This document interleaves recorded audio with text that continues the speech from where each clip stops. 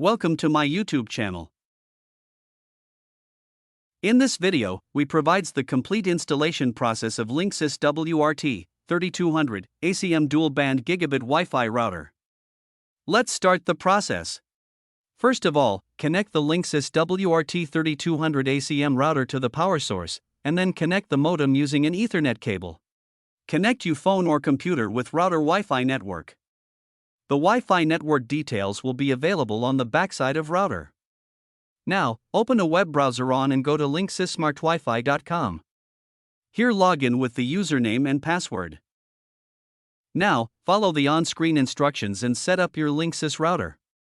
If you need any solution, then you can reach us. Now, start the reset process. To factory reset your Linksys WRT3200ACM router, you need press and hold the reset button for about 10 to 15 seconds. If the power LED starts flashing, then release the button. You can also reset it from the Linksys router login dashboard.